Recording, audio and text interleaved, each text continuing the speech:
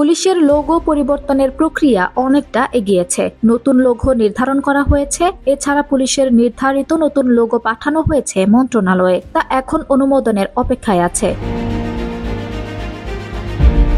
Police সদর দপ্তর সূত্র জানিয়েছে, পুলিশের নতুন পোশাকের জন্য রং নিয়ে এখন পর্যন্ত চূড়ান্ত সিদ্ধান্ত হয়নি। আগামী সপ্তাহে পুলিশের পোশাকের রং চূড়ান্ত করে মন্ত্রণালয়ে পাঠানো হবে। তবে ইউনিফর্মে হালকা ধূসর অথবা হালকা নীল রং নির্ধারণের সম্ভাবনা বেশি।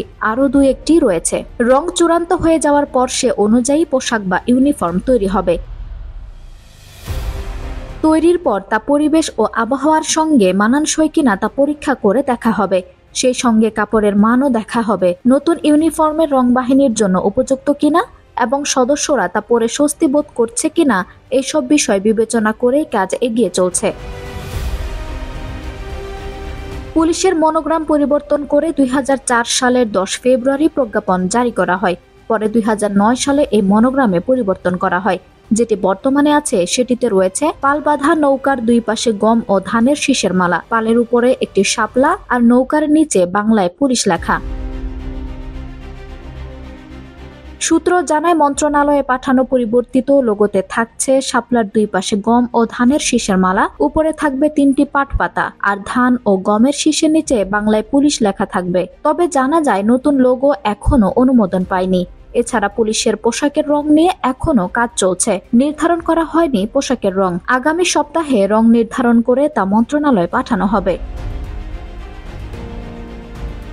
এদিকে পুলিশ অধিদপ্তরের এক স্মারকে বলা হয়েছে, বাংলাদেশ পুলিশ মনোগ্রাম উপযুক্তভাবে সংশোধনে বাজেটে অতিরিক্ত কোনো অর্থের প্রয়োজন হবে না। পুলিশের প্রস্তাবিত লোগোর একটি ছবি এবং খসড়া প্রজ্ঞাপন পাঠানো হয়েছে।